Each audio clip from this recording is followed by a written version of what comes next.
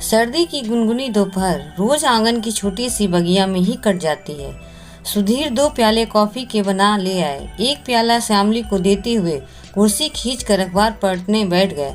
आजकल नियम सा बन गया है, दोपहर की चाय काफी सुधीर ही बना लेते हैं। श्यामली ने कॉफी की चुस्कियां लेते हुए सुधीर को निहारा। कैसी शांत निर्बल समंदर सी शांति पसरी है चेहरे पर, ठीक उसी तरह जैसे किसी भयंकर तूफान के बाद छा जाती है।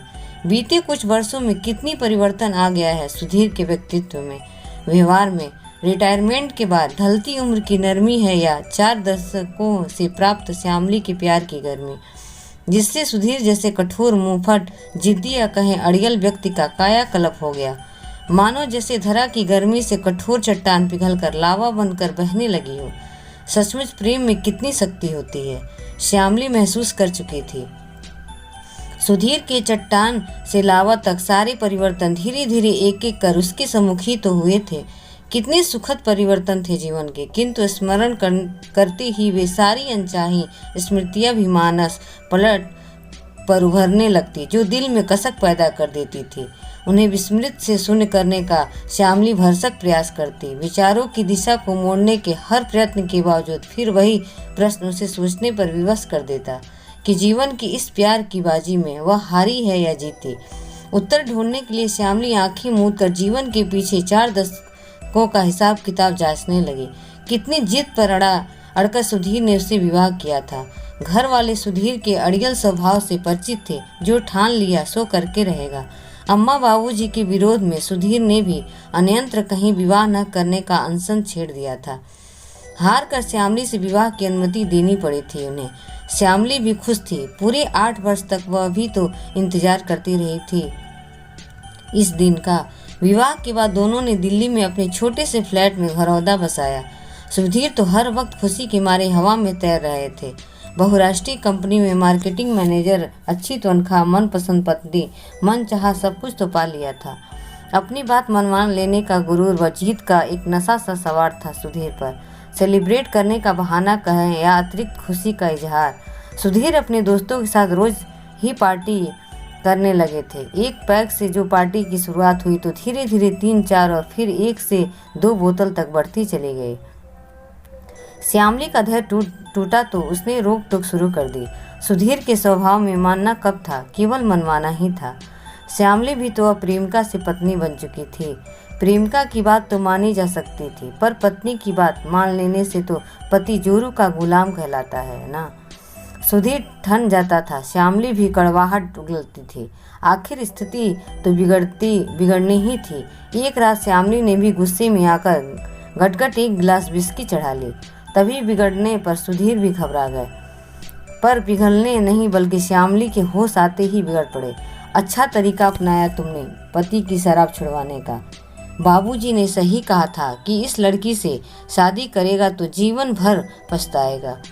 सुनकर श्यामली का दिल तार तार हो गया। तो क्या सुधीर पछता रहे हैं मुझसे शादी करके? हताश विवश श्यामली ने फिर तो चुप्पी साध ली थी। मन ही मन तय कर लिया था कि स्थिति को भगवान भरोसे छोड़कर चुप रहेगी, केवल अपने कर्तव्यों को निभाएगी। विधाता ने जो सुख दुख भाग्य में जोड़े हैं उन्हें स्वीकार कर लेगी। श्यामली की चुप्पी भी सुधीर के लिए असहनीय थी। श्यामली का चुप रहकर सहनशीलता का परिचय देना व निष्ठा से अपने कर्तव्यों की पूर्ति करना एक तरह से सुधीर को उसके समक्ष बौना साबित कर देता था। श्यामली उन्हें पत्नी कम प्रतिद्वंद ज्यादा नजर आने लगी थी। उसे मानसिक आघात पहुंचाकर शायद अपने मन के झूठे अहम को तृप्त करना चाहते थे सुधीर, या शायद श्यामली की सहनशीलता को चुनौती देना चाहते थे ताकि वह विरोध करे और सुधीर उस पर शब्दों के प्रहार से अपनी भड़ास निकाल सके। पता नहीं हठ था, जुनून था या किसी मनोरोग का नतीजा। श्यामली को निरंतर मानसिक कष्ट पहुंचाने का एक क्रम सा शुरू कर दिया था सुधीर ने। वह रात याद कर आज भी श्यामली का रक्तचाप तेज हो जाता है। सुधीर हफ्ते भर के टूर से लौटकर आए थे। हर रोज की तरह उन्होंने 3-4 पैक चढ़ाए। वह खाना खाकर बिस्तर पर पसरते ही यंत्रवत श्यामली को अपनी ओर खींचा और कहने लगे, इस बार हमारा बॉस रेड लाइट एरिया की सैर कराया। रसिक किस्म का इंसान है, पता बता रहा था इस बार नेपाली लड़की मिली थी। बड़ी चिकनी होती हैं नेपाली लड़कियां। प्रेम करने का यह कैसा तरीका है, न प्रेमालाप न वाणी का माधुर्य, उस पर इतनी घृणास्पद बातें कितनी बेतुल्फी से कह लेते हैं सुधीर। श्यामली का मन कसैला हो गया, फिर भी प्रतिक्रिया स्वरूप वह चुप ही रही। पर उसी रात जब अतरंग क्षणों के दौरान सुधीर बोल उठे, कुछ ही भी कहो यार, बीवी आखिर बीवी होती है। जो मजा बीवी के साथ है वह किसी और के साथ नहीं। क्यों? मानो जवाब में श्यामली की स्वीकृति चाहते हो। क्षण भर के लिए श्यामली के दिल की धड़कन कहीं खो सी गई। तो क्या सुधीर भी नेपाली लड़की के साथ? छी छी, यह वह क्या सोच रही है? तो फिर क्यों कहा सुधीर ने ऐसा? यह तुलना किस आधार पर की गई? क्या केवल मेरे मन को कष्ट पहुंचाने के लिए? जीवन भर के ये प्रश्न श्यामली के विचारों को मथते ही रहे। सच झूठ की कसमकस के साथ बात उस रात के साथ ही दब गई। फिर न श्यामली इस मुद्दे को उठा पाई, न ही सुधीर ने कभी चर्चा की। पर फांस तो श्यामली के दिल में कहीं फंस कर रह गई थी। आए दिन सुधीर कोई न कोई मन को विचलित कर देने वाली बात श्यामली के समक्ष कर देते। उसी मानसिक पीड़ा पहुंचाकर एक अजीब सा संतोष का भाव उभर आता था। सुधीर के चेहरे पर शायद मनोरोग का केस है, यह मानकर श्यामली हर बात सुन लेती, सह लेती, वह भूलने का प्रयास करती थी। सुधीर द्वारा दिए जाने वाली मानसिक यंत्रणाओं के बावजूद श्यामली सुधीर की इच्छा अनुसार स्वयं को निर्विवाद रूप से हर रात उसे सौंप देती, जबकि वह अच्छी तरह से महसूस कर रही थी कि सुधीर के लिए वह एक जरूरत की वस्तु भर रह गई है, एक ऐसा उपकरण जिसका वह अपनी इच्छा व आवश्यकता अनुसार आधिकारिक रूप से इस्तेमाल कर एक ओर सरका देते हैं। परंतु फिर भी श्यामली सुधीर के स्पर्श मात्र से अपने सारे कष्ट बिसरा देती थी। वह उनके यांत्रिक प्रेम में भी संवेदनाओं व भावनाओं के अंश ढूंढने का प्रयत्न करती थी।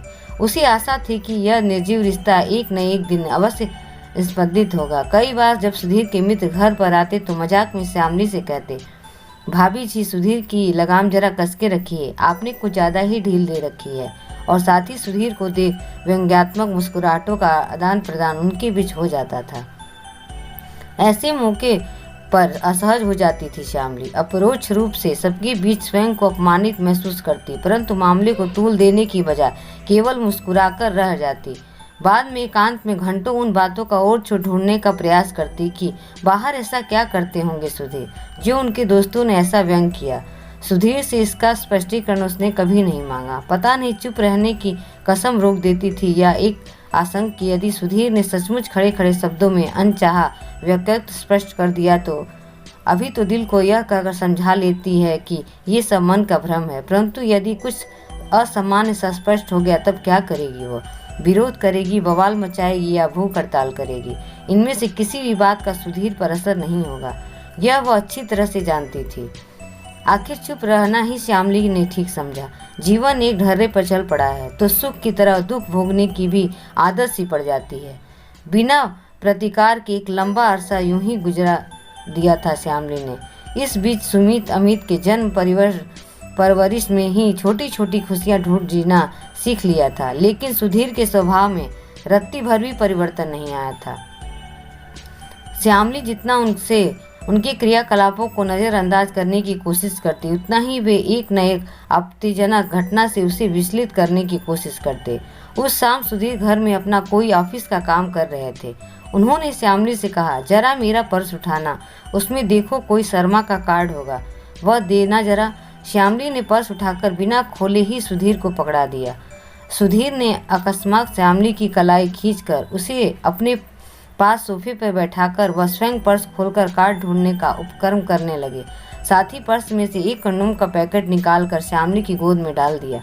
अनपेक्षित स्थिति में श्यामली की सांसों की गति तेज हो गई। हृदय गहरे में कहीं डूबता सा महसूस हुआ। इसकी जरूरत तो वर्षों पूर्व पीछे छूट गई थी। अपनी मनोदशा को छिपाकर आवाज के कंपन पर काबू पाने की चेष्टा करते हुए सहजता प्रदर्शित कर वह बोली, यह क्या? अरे बास दिखा रहा था, मेरे पास रह गया, जाओ फेंक दो। बेफिक्र से सुधीर बोले। बास ने ये क्यों दिखाया होगा सुधीर को, और बास इन बातों पर सुधीर से क्यों चर्चा करते होंगे? एक साथ कई अनुत्तरित प्रश्न श्यामली को घेरे लगे सारे प्रश्नों के उत्तर श्यामली स्वयं ही बना लेती थी। हो सकता है ये केवल मुझे आघात करने के लिए सुधीर ने यह नाटक किया हो। यदि उनके मन में खोट होता तो वे अवश्य हड़बड़ाते, मुझे इतनी सहजता से नहीं बताते। फिर वही तसल्ली, वही स्वयं का स्वयं को दिलासा, और इन्हीं विचारों के साथ बात आई गई हो गई। शेष रह गई टीस जो अक्सर टीवी या किताबों में कंडोम का विज्ञापन देखते हुए भर जाती। वैवाहिक जीवन के 25 वर्ष यूं ही सरक गए थे। अमित ने कंप्यूटर इंजीनियरिंग कर अमेरिका में नौकरी पा ली थी। सुमित कानपुर में हॉस्टल में रहकर अपनी इंजीनियरिंग की पूरी कर रहा था। घर में केवल सुधीर व श्यामली रह गए थे। बच्चे साथ थे तो खुश होने के कई मौके ढूंढ लेती थी श्यामली, पर अब तो जैसे सुख दुख का लेखा जोखा रखना भी उसने छोड़ दिया था। जो हो रहा है सब ठीक ही है, मानकर जीना ही है, परंतु घूरे के दिन भी फिरते हैं वाली कहावत भी तो चरितार्थ होती थी। इसी तरह वह घटना श्यामली के जीवन का टर्निंग पॉइंट साबित हुई थी। सुधीर उस रोज देर रात ऑफिस से लौटे थे। पीकर तो वह आए ही थे, घर पर भी उन्होंने जरूरत से ज्यादा पी ली। व्यवहार में बेचैनी व चेहरे पर तनाव था। श्यामली शांत चित्त से यथावत खाना गर्म कर टेबल पर लगा रखी थी। श्यामली की चुप्पी और शांति सुधीर को मौका ही नहीं देती थी कि वह किसी बात पर उखड़े, वह अपने मन की भड़ास निकाल सके। खाने के दौरान अचानक सुधीर विफक्र पड़े, इतनी ठंडी दाल, लो तुम ही खा लो, के साथ ही उन्होंने दाल की प्लेट उठाकर श्यामली के मुख पर दे मारी। श्यामली स्तंभ रह गई थी। बीते वैवाहिक काल में सुधीर ने चाहे कितने भी मानसिक कष्ट क्यों न दिए हों, पर इतनी ओछी और विध्वंस हरकत उन्होंने अभी तक नहीं की थी, और न ही श्यामली ने कभी उनसे कल्पना की थी। सुधीर लड़खड़ाते हुए जाकर अपने बिस्तर पर गिर गया। श्यामली सारी रात रोती रही। वह समझ नहीं पा रही थी कि कहाँ चूक हो गई है। क्या हर वक्त चुप रहना सहनशीलता दिखाकर उसने भूल की है? सुधीर जान गए हैं कि वह आवाज़ नहीं उठाएगी, मुंह नहीं खोलेगी। शायद इसीलिए उनका हौसला इतना बढ़ गया, वरना क्या ऐसा संभव था? मेरे समर्पण का ऐसा प्रतिफल, कष्टदायी बातों को हर संभव भुलाने का प्रयास ही तो करती रही है श्यामली, पर क्या यह अपमान भी चुपचाप सह ले? यदि दोनों बेटे की उपस्थिति में इस अपमान का घूंट पीना पड़ता तो वह जीते ही जी धरती में समा जाना पसंद करती। रोते रोते जाने कब श्यामली की आंख लग गई। सुबह यथावत सुधीर को चाय देकर श्यामली अपने कार्यों में लग गई। सोच रही थी कि कहने को प्रेम विवाह किया है, पर जीवन भर सुधीर के निश्चल प्रेम के लिए तरसी ही रही है। वह प्रेम तो इंसान को कितना सहज व नरम बना देता है, पर सुधीर का प्रेम हमेशा वर्चस्व जमाने की कोशिश में ही होता था। हर वक्त उनका अहंकार प्रेम पर हावी रहता था। बच्चों व सुधीर के प्रति श्यामली की पूरी निष्ठा थी, तभी तो अपने अंतस के दर्द को उसने कभी कर्तव्यों पर हावी नहीं होने दिया। इसीलिए शायद सुधीर के रात के व्यवहार के बावजूद वह तन्मयता से टेबल पर उनका नाश्ता लगाने में जुटी थी। सुधीर ने बिना कुछ कहे चुपचाप नाश्ता किया। वह वापस जाते जाते कुछ रुक कर श्यामली के पास आए और बिना किसी भूमिका के बोले, कल रात मुझसे भूल हो गई, सॉरी, और एक झटके के साथ बाहर निकल गए। जीवन में यह पहला अवसर था जब सुधीर के मुंह से सॉरी जैसे शब्द निकले थे। श्यामली एक ही क्षण में जीवन भर के कष्ट भूल गई थी। वही क्षण शायद सही अर्थों में श्यामली के नवजीवन की शुरुआत का बिंदु था। पूरा दिन खुशी और उमंग के मारे श्यामली पगलाती रही। सुधीर के लौटने की प्रतीक्षा में पल पल भारी पड़ रहे थे। उनके ऑफिस से लौटने का इतनी व्यग्रता से इंतजार पहले कभी नहीं किया था उसने। रात गए, अब आंखें मूंद कर सुधीर बेचैनी से सोने का प्रयास कर रहे थे तो श्यामली ने हौले से सुधीर के माथे पर हथेली रखते हुए पूछा, क्या बात है, नींद नहीं आ रही है? बिना किसी प्रत्युत्तर के सुधीर ने श्यामली की हथेली अपने हाथों में ली और बोले, मुझे माफ़ कर देना श्यामली। किस लिए? बहुत सारी बातों के लिए, उन सभी गलतियों के लिए जो मैं जीवन भर जानबूझकर करता रहा। कौन सी गलतियाँ? यह जानने की हिम्मत श्यामली में नहीं थी। अधिक स्पष्टीकरण से लाभ भी क्या था, परंतु आज गलतियों को स्वीकार कर सुधीर का माफ़ी मांगना अप्रोच रूप में यह स्पष्ट कर गया कि जीवन भर जिन्हें वह भ्रम मानकर मन को तसल्ली देती रही, वे भ्रम नहीं सत्य थे। जीवन में भावनात्मक रूप से स्वयं को इतना कंगाल कभी महसूस नहीं किया था श्यामली ने। मन मस्तिष्क पर बड़ी कठिनाई से काबू पाकर चुप्पी साधे वह सुधीर को ध्यान से देखती रही। सुधीर का यह हाल हुआ रूप भी तो वह पहली बार देख रही थी। श्यामली की हथेली को अपने हाथों में कसकर दबाए आंखें मूंदे चुपचाप निश्चित लेटे हुए थे सुधीर। अपनी गलतियों को स्वीकार कर शायद भार मुक्त हुए थे। सुधीर की बंद आंखों की बोरों पर जमा आंसू की बूंदों को देख श्यामली का हृदय भर आया। भूल जाओ सब कुछ, श्यामली ने हौले से कहा, और मैं भी भूल जाऊंगी। बस अब तो ठीक है। कितनी आसानी से हल कर दिया था विषमताओं को श्यामली ने। जीवन की जिन उलझनों को सुलझाना मुश्किल हो उन्हें भूलना ही शायद एकमात्र हल है।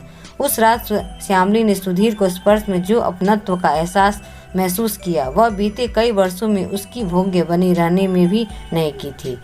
रात भर वह सुधीर के पास ऐसी दुबकी रही जैसे किसी खोए हुए बच्चे को कई वर्षों बाद बिछड़ा साया मिल गया हो। सारी स्थिति अप्रत्याशित रूप से श्यामली के पक्ष में हो गई। सेवानिवृत्ति के पश्चात तो जैसे सुधीर ने श्यामली का स्थान ले लिया था। जिस शिद्दत से श्यामली ने जीवन भर सुधीर से सहा व झेला, शायद उन सब की भरपाई वह कर डालना चाहते थे। कॉफी को क्या शरबत बना के पियोगी? सुधीर की आवाज़ से श्यामली वर्तमान में लौट आई। कप हाथ में धरे धीरे धीरे काफ़ी ठंडी हो गई। एक घूंट में काफ़ी गटक कर वह कमरे में आ गई। जब भी वह अपनी जीत को जी भर महसूस कर खुश होना चाहती, अनायासी वे सारे क्षण याद आ जाते जो उसे हार जीत के प्रश्न पटका देते थे। श्यामली ने अपनी पसंद की कैसेट टेप में डालकर बटन दबाया और गीत की ये पंक्तियाँ गूंजने लगी। ऐ सनम तेरे बारे में कुछ सोचकर अपने बारे में कुछ सोचना जुर्म है। सच ही तो है, प्रेम के बही खाते में देने का ही तो हिसाब रखा जाता है, पाने का नहीं। इसीलिए शायद प्यार में सब कुछ हार जाना भी बड़ी जीत होती है। यही सोचकर श्यामली अपने मन को तसल्ली देने लगी।